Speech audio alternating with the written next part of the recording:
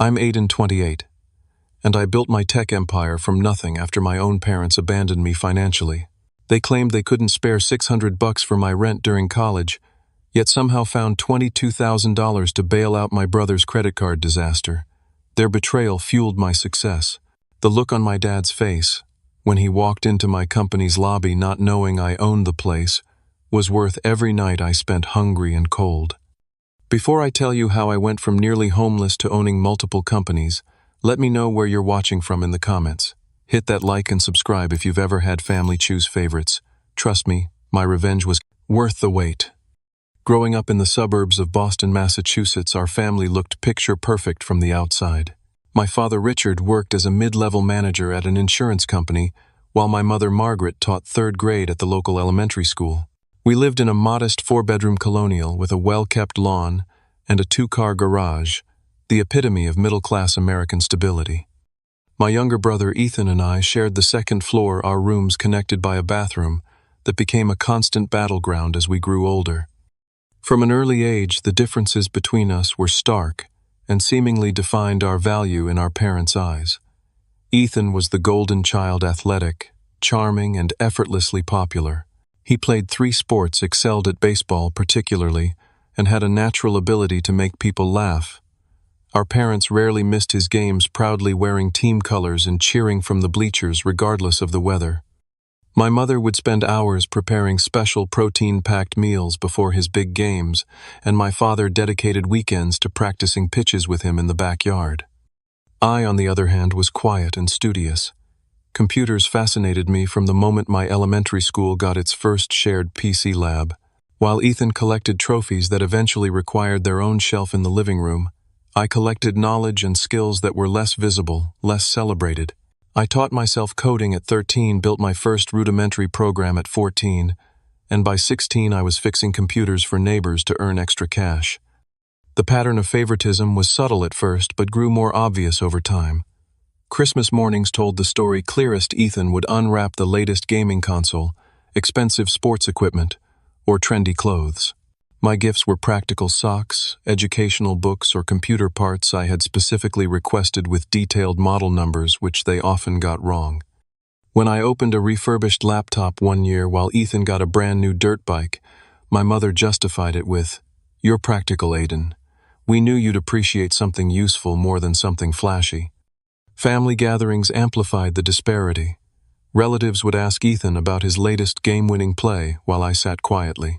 When I tried sharing news about winning a regional programming competition, my Aunt Barbara would smile politely before turning to ask Ethan about college scouts. My father would beam with pride introducing Ethan to his colleagues, while I was often an afterthought. "And this is our older son, Aiden. He's good with computers." Despite the obvious favoritism, I channeled my energy into academics. I maintained a perfect 4.0 GPA throughout high school, scored 1,500 on my SATs, and won the state computer science competition 2 years running. While Ethan struggled to maintain a C average, I was accepted to one of the top computer science programs in the country, with a partial merit scholarship. The night I received my acceptance letter, I rushed downstairs, hands shaking with excitement. My parents were watching television in the living room. I got in, I announced, holding up the letter. Full acceptance with a $15,000 merit scholarship. My mother looked up briefly. "That's nice, honey. We knew you would." My father nodded. "Good job. Make sure you find out about work-study options." That same evening, when Ethan burst through the door announcing he'd been offered a partial baseball scholarship to a state college with an unremarkable academic reputation, my parents leapt to their feet. My mother hugged him tightly, tears in her eyes, while my father clapped him on the back, repeatedly declaring we needed to celebrate. They ordered pizza called Grandparents and opened a bottle of champagne they'd been saving for a special occasion. I retreated to my room, acceptance letter still in hand, the contrast not lost on me. But I told myself it didn't matter. I was going to create my own success story with or without their enthusiasm. Little did I know how literally that promise would be tested. My first semester at university felt like breathing fresh air after years of being suffocated.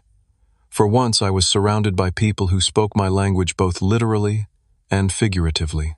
My roommate Jackson was a brilliant mathematics major who appreciated late-night discussions about algorithm efficiency. My professors recognized my abilities and challenged me accordingly. For the first time, I felt truly seen. I'd started college with cautious optimism about my financial situation. My scholarship covered about 60% of my tuition, and I'd saved nearly $8,000 from my high school computer repair business. My parents had vaguely promised to help out where they could, though they never committed to specific amounts or expenses. "We're not made of money," Aiden, my father, reminded me during move-in day as we passed families unloading expensive furniture and brand new laptops. "You'll need to be frugal. This was your choice." I had accepted their limitations and budgeted carefully. My apartment was a 20-minute walk from campus, far enough to be affordable, but close enough to be practical. I shared it with 2 other students to keep costs down. I simply worked weekends at the campus IT help desk and avoided the costly social outings that consumed many of my classmates' bank accounts. Everything changed during my 3rd semester. The university announced budget cuts due to endowment losses, and my scholarship was reduced by 30%. This translated to an additional $4,000 per semester I hadn't planned for. I'd already depleted most of my savings covering books, supplies, and living expenses. After staring at my bank account for hours, calculating and recalculating possible scenarios, I swallowed my pride and called home. It was a Sunday evening, and I knew both my parents would be there.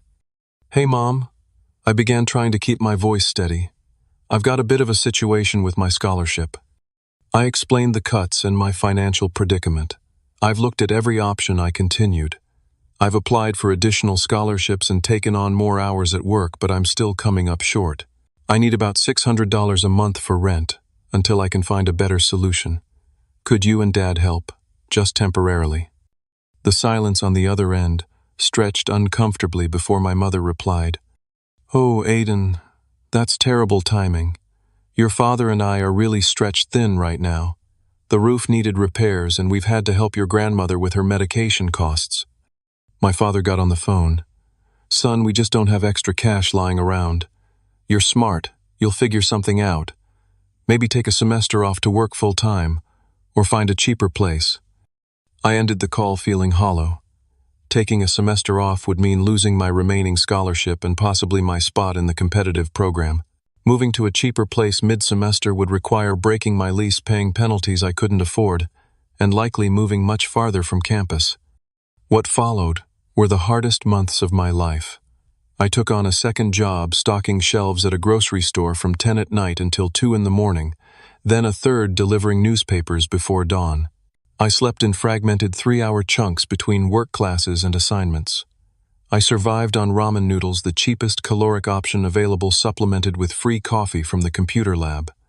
I walked everywhere to save bus fare, even in the bitter January snow, because every dollar mattered. My apartment was perpetually cold because I kept the thermostat at 55 degrees to minimize utilities. I studied wrapped in every blanket I owned, wearing gloves with the fingertips cut off so I could still type. One particularly brutal week, I rationed my food so severely that I became dizzy during a programming lab. Professor Winters noticed and discreetly brought me a sandwich from the faculty lounge. "You're one of my most promising students, Aiden," she said quietly, "but you look like you're about to collapse. Is everything all right?" I gave her a sanitized version of my situation, too proud to reveal the depth of my struggles. She listened carefully before suggesting I apply for the department's emergency grant program. That grant, $500, allowed me to eat properly for the remainder of the semester. Despite everything, I maintained my GPA and even developed a simple mobile app that earned me a few $100s in monthly revenue. It wasn't much, but it created a small buffer in my bank account for the first time in months. That Thanksgiving, exhausted but proud of my resilience, I drove my ancient Honda Civic back to Boston for the holiday weekend. The car barely made the journey, the heater failing 2 hours into the drive, forcing me to stop every hour to warm my hands at gas station microwaves. I arrived home to find a gleaming new Ford Mustang in our driveway. My brother emerged from the house as I was retrieving my duffel bag from my trunk. "Like it?" Ethan grinned, gesturing to the car. "Early graduation present from Mom and Dad. They got a great deal from Dad's friend at the dealership. I stared at the vehicle, its metallic paint reflecting the afternoon sun, trying to process how my parents could afford a $30,000 car while claiming they couldn't spare $600 a month to keep me housed. Something inside me cracked, but I forced a smile and congratulated my brother. It wasn't his fault our parents had such different standards for their sons. That weekend, I noticed other signs of financial comfort that contradicted my parents' claims of being stretched thin.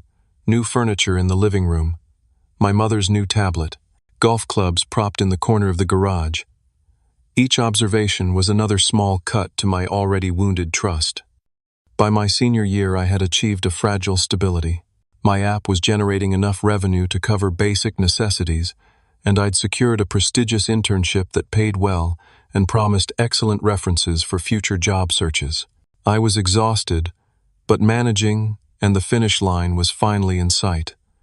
I had largely accepted my parents' inability or unwillingness to help me financially, filing it away as a painful reality, but not one I could change. Christmas break arrived with a heavy snowstorm that nearly prevented my drive home. The thought wasn't entirely unwelcome. Part of me would have preferred staying in my apartment coding in peaceful solitude rather than navigating the emotional minefield of family gatherings.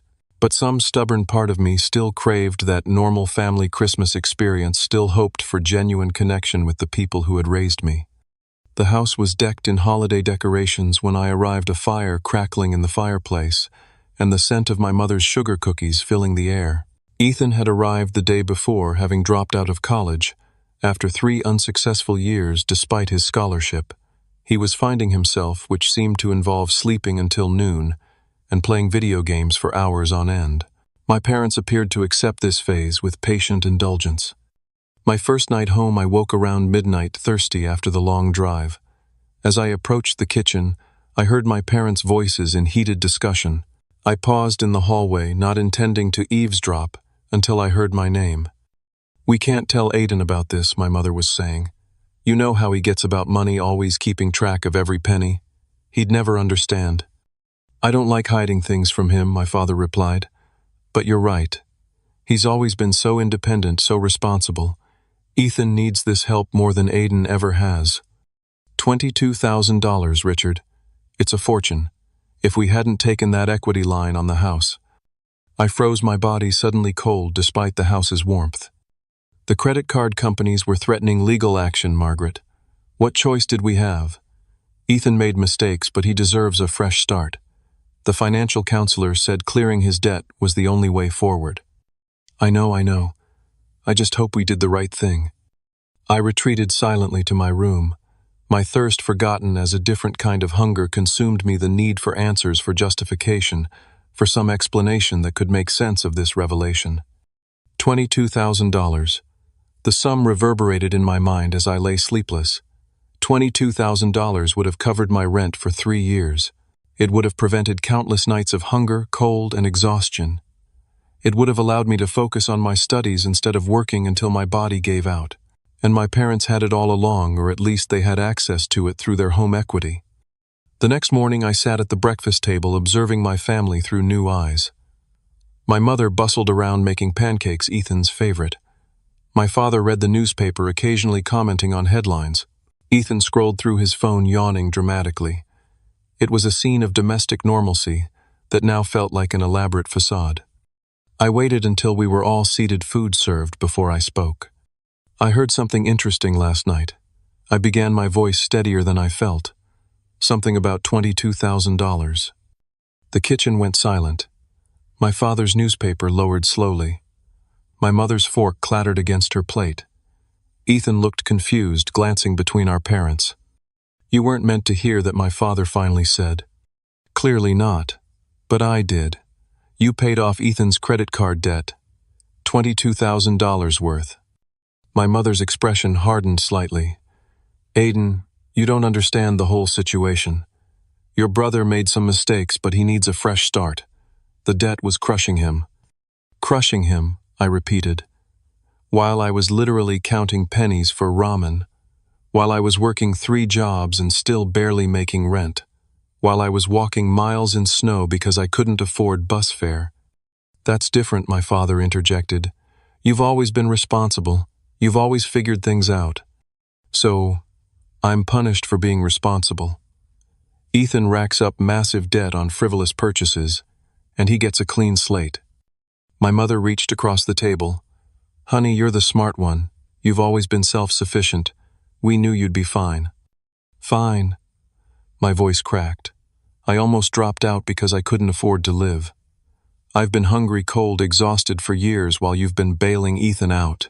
And you had the audacity to tell me you were stretched thin when I asked for $600 a month. $600. Ethan shifted uncomfortably. "Dude, I didn't know you were struggling that bad." "Of course you didn't. No one in this family has ever bothered to ask." I pushed back from the table. "I'm not hungry anymore." The remainder of Christmas break was tense and stilted. My parents attempted weak justifications that only deepened my sense of betrayal. "We thought you'd refuse help anyway. You seem to be managing. Your brother isn't as capable as you are." Each excuse was another twist of the knife. The breaking point came 3 days before I was due to return to campus. We were watching television in strained silence when Ethan casually mentioned his plans for spring break. "Mom and Dad are helping me book that Europe trip we talked about," he said, scrolling through his phone. "Paris, Rome, Barcelona. Gonna be epic." I looked at my parents, who had the decency to appear uncomfortable but didn't contradict him. Something final snapped inside me. I stood without a word and went upstairs to pack my things. As I threw clothes into my duffel bag, I made a decision that would alter the course of my life. I would finish my degree relying on no one but myself, and then I would disappear from their lives as completely as they had disappeared from mine when I needed them most. I left before dawn the next morning, leaving only a brief note. "Going back early. Need to prepare for final semester." The drive back to campus was 18 hours of crystallizing resolve, each mile putting distance between me and the family that had failed me so completely. Back on campus with a newfound clarity, I channeled my hurt and anger into strategic planning. My final semester would be crucial, not just academically, but as the foundation for my complete independence. I needed a job that would support me immediately after graduation, one that wouldn't tie me to a specific location or make me easily findable. I focused my job search exclusively on remote positions with tech startups.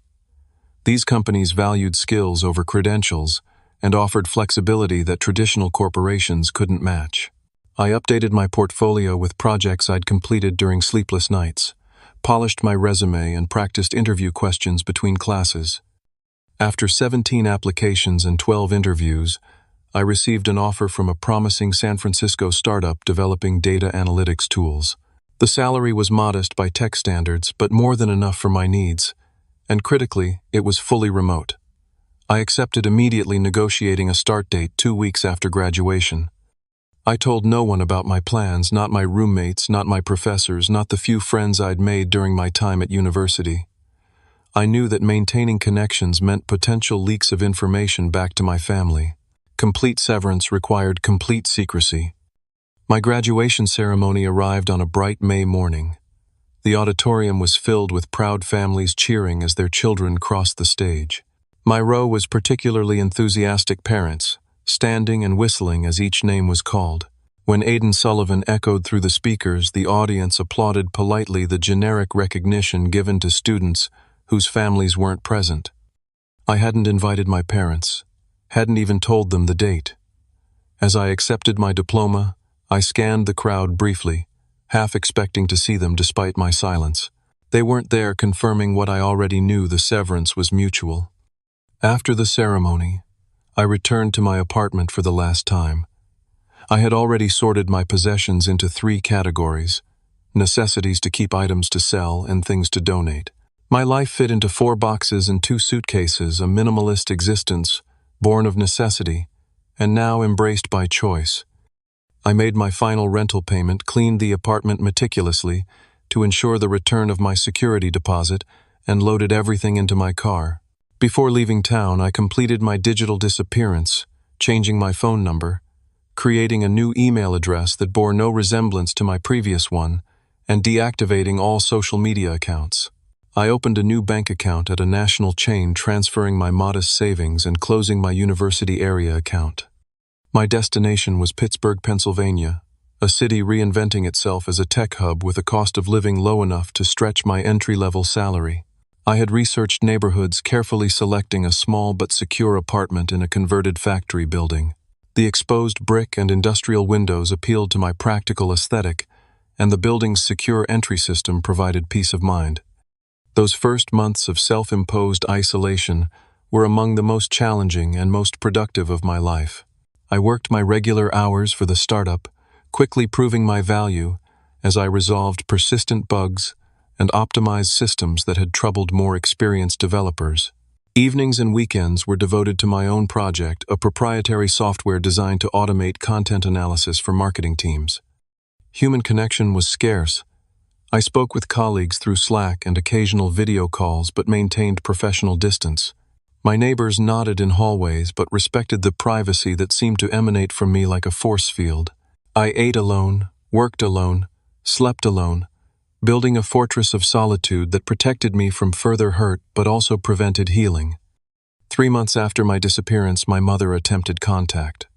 Somehow she had obtained my work email, likely through the university alumni office. Her message was brief. "Aiden, we haven't heard from you since you left. Please let us know you're okay. Love, Mom." I stared at it for 20 minutes before archiving it without reply. The word love felt like a foreign language I no longer understood. As my first year of self-imposed exile progressed, my financial situation improved steadily. I lived frugally out of habit, investing most of my income back into development tools for my side project. My bank account grew first to 5 figures, then approaching 6, a cushion of security I had never known before. Gradually, I allowed a few selective connections. A colleague named Marcus invited me to a weekend hackathon, and something about his straightforward manner broke through my defenses. We became tentative friends, occasionally meeting for coffee to discuss coding challenges or industry trends. Through him, I met Teresa, a brilliant UI designer whose perspective complemented my technical focus. These small openings in my emotional armor coincided with my first recognition that isolation had taken a psychological toll. I began waking at 3 in the morning, heart racing with undefined anxiety. Memories of family holidays would ambush me in grocery stores or laundromats, leaving me momentarily paralyzed. After one particularly bad week of insomnia, I found a therapist who specialized in family estrangement. Dr. Catherine Chen never pressured me to reconcile with my family or to forgive before I was ready. Instead, she helped me untangle the complex web of love, betrayal, anger, and grief that defined my relationship with my parents and brother. Healing doesn't require reconnection, she told me during one pivotal session, but it does require reconnecting with parts of yourself that were damaged by their actions. By my second year of independence, my side project had evolved into a viable product. I filed patents, incorporated a small business, and began approaching potential clients. My first sale to a mid-sized marketing firm in Chicago validated both my technical vision and business model. The second and third sales followed quickly, creating enough revenue for me to consider leaving my steady job. I submitted my resignation with mixed emotions. The startup had been my lifeline when I needed it most, but my creation demanded my full attention. My supervisor tried to keep me with promises of promotion and equity, but my decision was made. For the first time in my life, I was completely self-determining, answerable to no one. That night, sitting in my apartment, surrounded by the gentle glow of computer monitors, I allowed myself a moment of pride. From the desperate college student counting pennies for ramen, I had transformed into a business owner with growing success and unlimited potential. The fortress I had built to protect myself was becoming a launchpad instead. 2 years after graduation, with my first company generating stable revenue, I made the decision to expand operations. My content analysis software had found its market niche, attracting clients ranging from small marketing agencies to multinational corporations. Working from my Pittsburgh apartment had served me well during the bootstrap phase, but to truly scale, I needed a proper office and a team. Chicago became my next home base, centrally located with a robust tech ecosystem and more affordable than coastal hubs. I leased a modest office space in the West Loop, an area transforming from industrial wasteland to innovation district. With careful planning and rigorous interviewing, I assembled a core team of 8 developers, designers, and sales specialists who shared my vision for data-driven content optimization. The company, which I named Clearview Analytics, grew faster than even my optimistic projections. Our client list expanded from 20 to over 100 within 18 months. My technical background, combined with an unexpected talent for strategic business development, created a powerful foundation. By the end of our second year in Chicago, we had grown to 50 employees and moved to larger offices overlooking the Chicago River. Our breakthrough came when NetStream, a major digital media conglomerate, approached us about acquisition. Their offer was generous, 8 figures plus stock options, but included terms that would have required me to relinquish control. Instead of accepting outright, I negotiated a partial acquisition that allowed NetStream to license our technology while I retained majority ownership and operational control. This hybrid arrangement provided capital infusion without sacrificing autonomy. With newfound resources, I launched my second venture, a cloud security platform called Fortress Protocol. Cybersecurity had always fascinated me, and my analysis of market trends suggested growing demand for solutions that protected customer data without sacrificing performance. I hired specialists from leading security firms offering equity stakes that aligned their interests with the company's success. Fortress Protocol secured its first major client, a healthcare system with stringent privacy requirements, 6 months after launch. Others followed as our reputation for both security and system efficiency spread through industry channels. We formed strategic partnerships with larger tech companies, becoming their preferred security solution for sensitive implementations. My personal profile remained intentionally low during this period of expansion. I declined speaking engagements, avoided industry networking events when possible, and delegated media interactions to our communications director. When Technology Innovator magazine requested an interview for their Founders to Watch feature, I agreed only if they would use my first name only and no photographs. The resulting article described me as the enigmatic Aiden, whose brilliance is matched only by his reclusiveness. This partial anonymity served both personal and professional purposes. It protected me from potential family contact while creating an aura of mystery that ironically increased interest in my companies. Potential investors and partners were intrigued by the founder, who let his work speak for itself rather than seeking the spotlight. My personal wealth grew exponentially as both companies thrived. I purchased a penthouse condominium in Chicago's Gold Coast neighborhood, a glass and steel sanctuary with panoramic lake views. The space was minimalist but luxurious, featuring smart home technology I had customized myself and an office setup that rivaled most corporate headquarters. Despite financial success, I lived relatively modestly compared to other tech entrepreneurs at my level. I drove a high-end electric vehicle, but not an ostentatious sports car. I dined at excellent restaurants, but avoided the scene-making establishments favored by those seeking to be noticed. My few indulgences were technological: the latest development tools, custom-built computers, and prototype devices from emerging tech companies. 5 years after my graduation and disappearance, I had transformed from struggling student to multimillionaire. I had ownership stakes in dozens of companies across the country, having expanded my investment portfolio to include promising startups in fields ranging from biotechnology to sustainable energy. My holding company, Sullivan Innovations, had become a respected name in venture capital circles, known for thorough due diligence and founder-friendly terms. Throughout this period of extraordinary growth, I maintained my digital fortress. My public information was limited to what was legally required for business operations. I used different email addresses for different purposes, changed phone numbers regularly, and employed a private mail service to handle correspondence. I had no active social media presence under my real name and used secure messaging platforms for all sensitive communications. This carefully constructed barrier between my present success and past hurt remained intact until a business opportunity arose that would test its foundations. A mid-sized IT services company based in my hometown of Boston was struggling financially despite solid technical offerings. Their client list included several municipal governments and educational institutions, stable contracts that could provide recurring revenue with proper management. Most investment groups would have restructured the company, aggressively cutting staff and services to improve short-term profitability.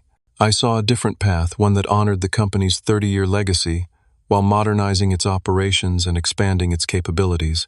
I made an offer through Sullivan Innovations, deliberately maintaining the existing company name, Bradford Technology Services, and retaining most staff. The acquisition closed quietly with minimal publicity, beyond required financial disclosures. I installed a trusted lieutenant as on-site manager, while monitoring operations remotely. For 8 months, this arrangement worked perfectly, with Bradford's performance improving steadily under new leadership. Then came the quarterly review that would require my personal presence. As I booked my flight to Boston, I felt an unfamiliar tightness in my chest, anxiety about returning to the city where my family still lived, still unaware of the success I had built from their rejection. The Bradford Technology Services building stood on the outskirts of Boston's financial district, a modest 12-story structure with a recently renovated lobby. I arrived early for my scheduled meetings, wanting to observe operations without the formality of an announced visit. Dressed in a tailored navy suit that reflected my position but wouldn't draw undue attention, I entered through the main doors rather than the executive entrance.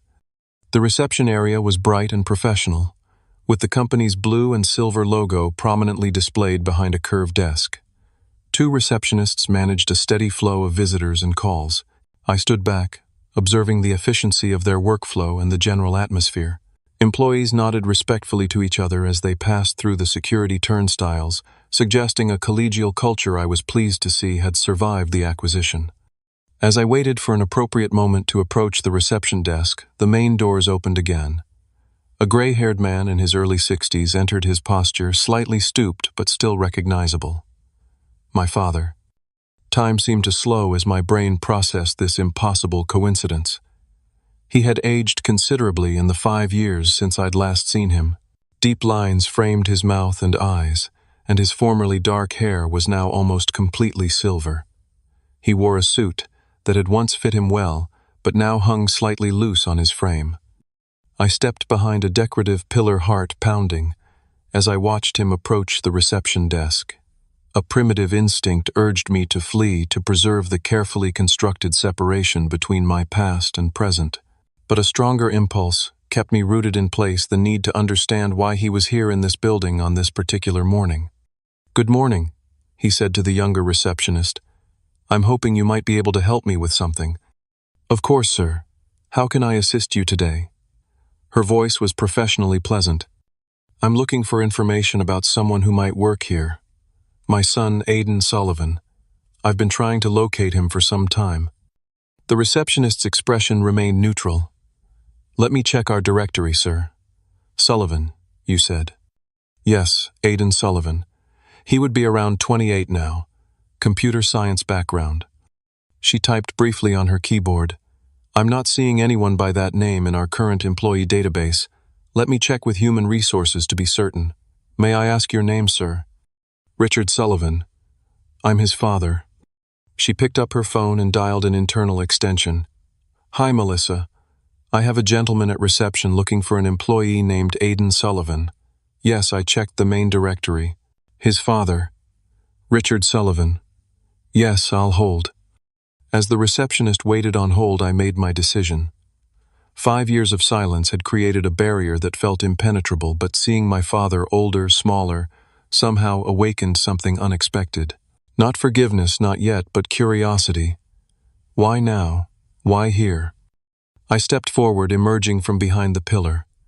"That won't be necessary," I said to the receptionist, who looked up in surprise. "I can handle this." My father turned at the sound of my voice, his expression shifting from confusion to shock as recognition dawned. "Aiden." His voice cracked slightly. "Is that really you?" We stood facing each other in the lobby where neither of us had expected to meet. I was acutely aware of how much had changed, not just his aging, but my transformation. I stood taller now, carried myself with the confidence of success, rather than the defensive posture of someone expecting disappointment. "Hello, Dad," I said, my voice steadier than I felt.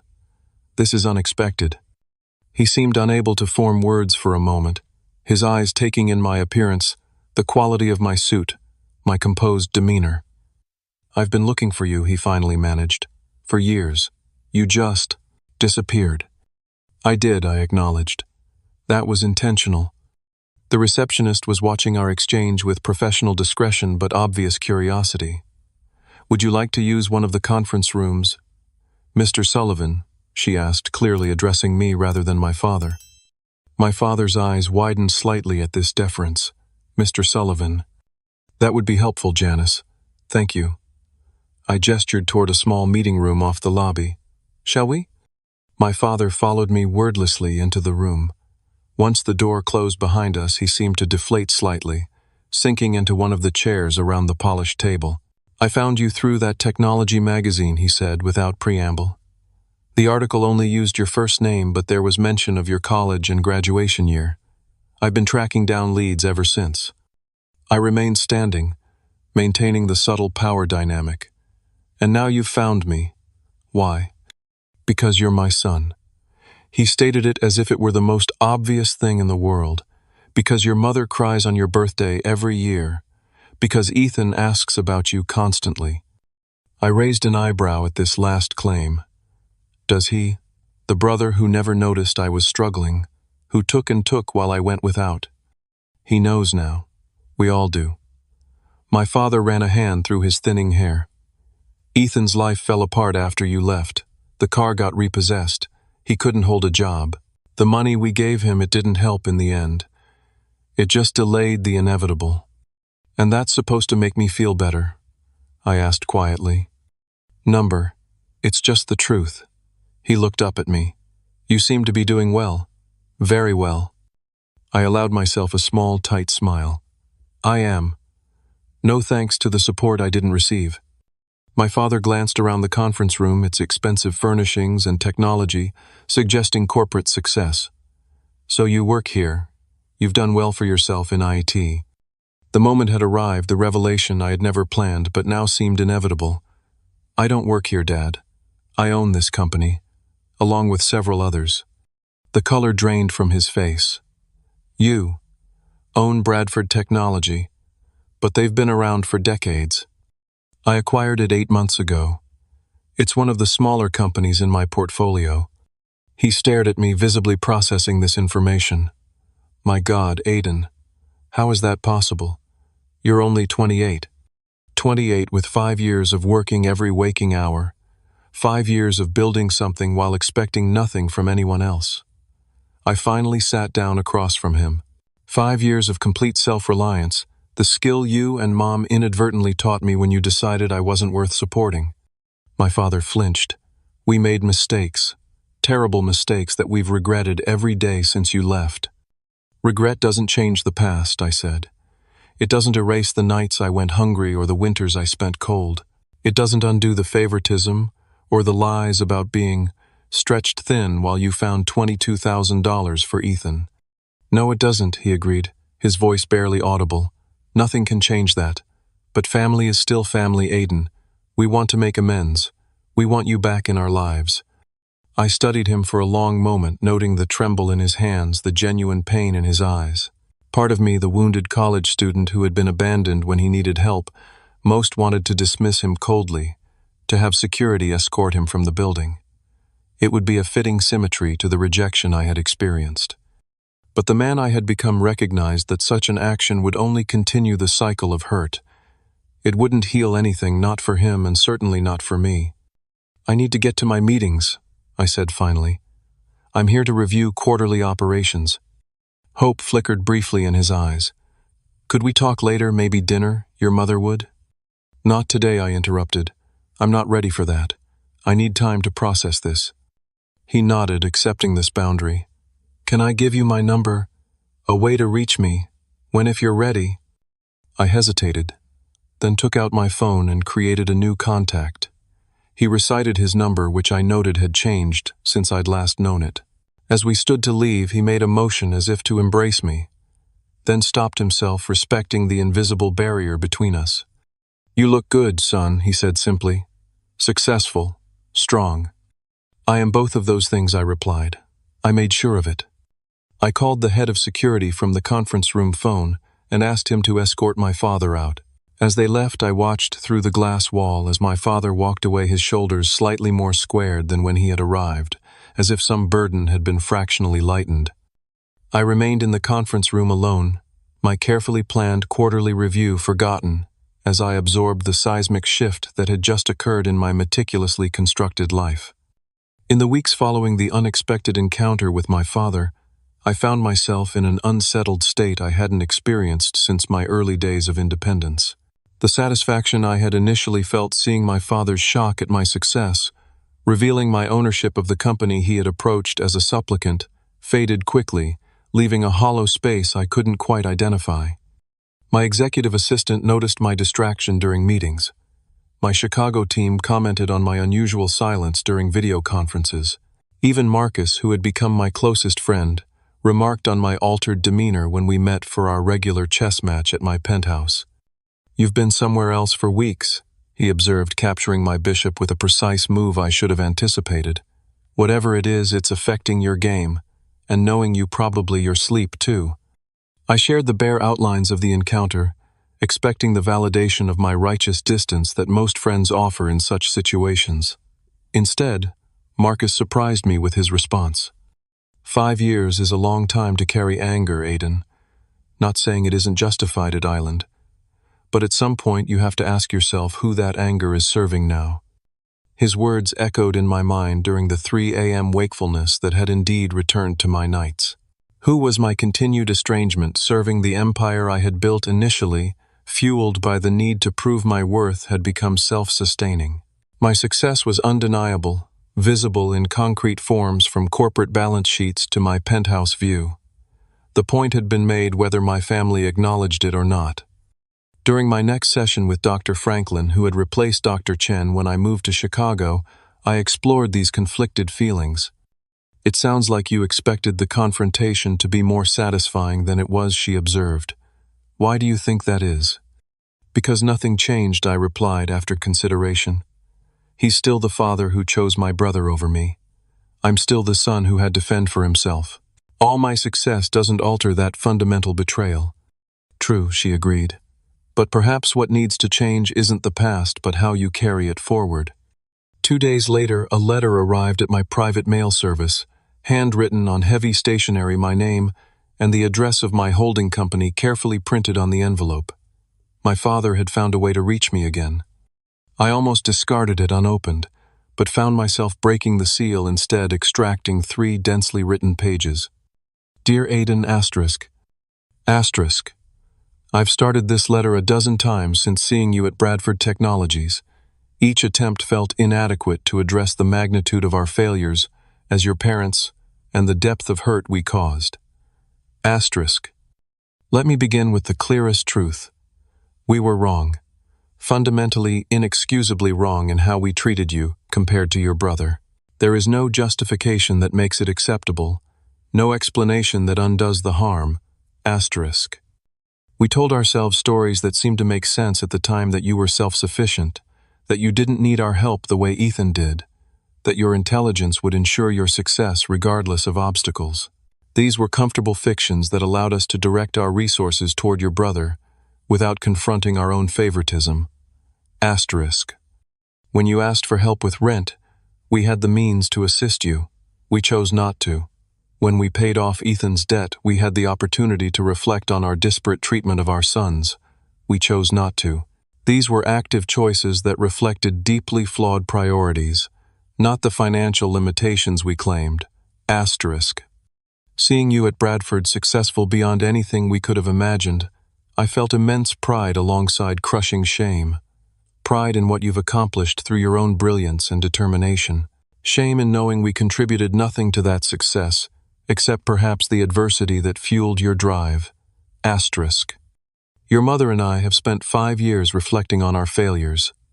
Ethan, too, has come to recognize the inequity of his privileged position in our family. His subsequent struggles, which I mentioned during our meeting, are not shared to engender sympathy, but to illustrate that our approach failed both our sons in different ways. Asterisk. We don't expect forgiveness. We haven't earned it. But we hope for the possibility of building something new, not a restoration of what was, which was fundamentally flawed, but perhaps a more honest relationship based on who we all are now. Asterisk. If you're willing, we would welcome any form of contact you might consider. A call, an email, another meeting on your terms and timeline. Asterisk. With deepest regret and enduring love, asterisk, Dad. I read the letter 3 times, searching for the defensive justifications or subtle manipulations I expected. Finding none, I was left with the uncomfortable recognition of its apparent sincerity. My curiosity about my family's current circumstances led me to do something I had avoided for 5 years. I researched them. Through public records and social media, I pieced together the outline of their lives since my departure. My parents still lived in the same house, though property records showed they had refinanced twice, suggesting financial strain. My father had retired earlier than planned from his insurance company position. My mother continued teaching but had reduced to part-time hours. Ethan's digital footprint showed a series of short-term jobs, a brief marriage that ended in divorce, and a recent return to community college. Their apparent financial struggles triggered a complex emotion I hadn't anticipated: concern. Despite everything, some primal connection remained, some vestigial sense of family that 5 years of determined independence hadn't completely severed. After 2 weeks of deliberation, I sent a brief email to the address my father had included in his letter, suggesting coffee at a neutral location, a cafe near the Boston Public Garden. I specified a time 3 weeks in the future, giving myself the option to reconsider. The morning of our scheduled meeting, I dressed carefully in casual clothes rather than my usual business attire: jeans and a sweater that revealed nothing about my financial status. I arrived early, selecting a corner table that offered privacy while allowing me to observe the entrance. My parents arrived together 5 minutes before the appointed time. They moved more slowly than I remembered, my mother leaning slightly on my father's arm as they navigated between tables. They hadn't seen me yet, and I had a moment to observe them unnoticed.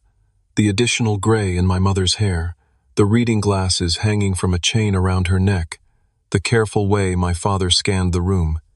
When our eyes met, my mother's hand flew to her mouth, tears immediately welling. My father gently guided her forward, his own expression a mixture of hope and trepidation. The conversation that followed was unlike any we had ever had, raw, honest, painful, but ultimately productive.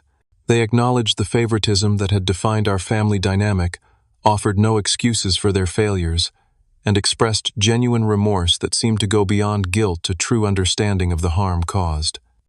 "We don't expect you to forget what happened," my mother said at one point, her voice steady despite her tears. "We just hope you might consider allowing us some small place in your life going forward. On your terms," my father added quickly, "whatever boundaries you need." I made no promises that day, but I didn't close the door either. We agreed to proceed slowly with clear expectations and defined limits. I was not rejoining family holidays or weekly dinners, but I would accept occasional communication and consider further meetings depending on how things progressed. As I rebuilt this cautious connection with my parents, I found myself reflecting on the journey that had brought me to this point. The desperate college student counting pennies for ramen had become a successful entrepreneur with resources beyond what he could once have imagined.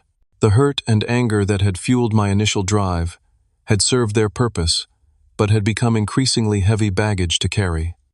6 months after that first coffee meeting, I established the Sullivan Opportunity Fund, a scholarship program specifically designed for students facing financial hardship during their education.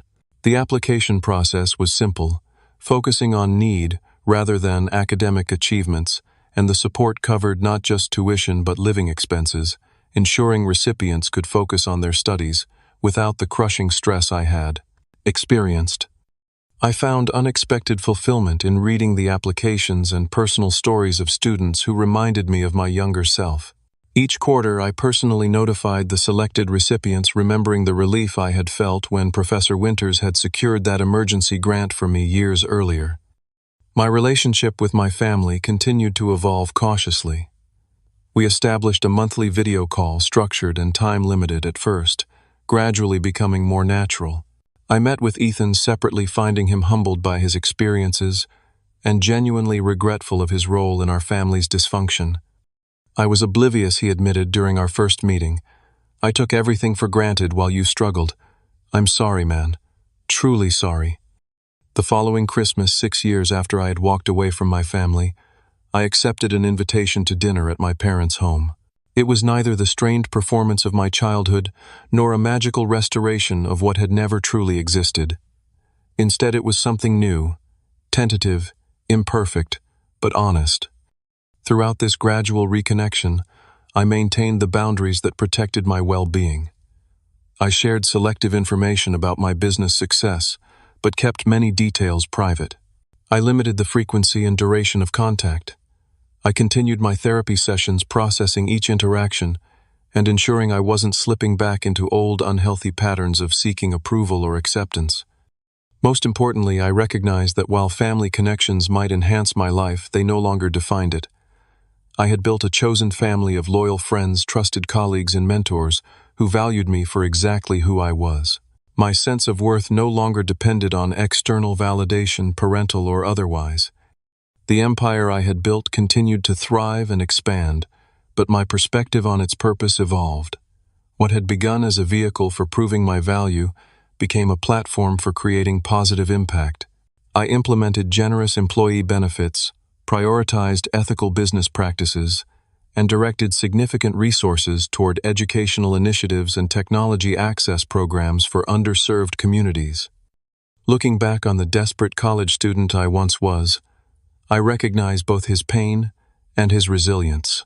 The journey from that point to my current success taught me lessons no university course could provide about self-reliance, about the difference between forgiveness and forgetting, about the power of redirecting pain toward purposeful action rather than destruction.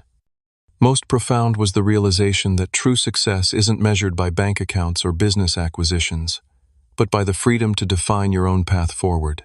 For me, that meant creating a life of purpose, surrounding myself with genuine connections, and eventually finding the strength to engage with my past without being controlled by it. If you're watching this and struggling with family wounds of your own, know that your path to healing is uniquely yours. Some relationships can be carefully rebuilt with proper boundaries. Others are better left behind. The most important relationship to repair is the one with yourself. Have you experienced family favoritism or had to create success entirely on your own? Share your story in the comments below. Subscribe if this resonated with you, and hit that like button if you've found your own way to turn pain into power. Thank you for listening to my journey from betrayal to success, to something I never expected to find peace.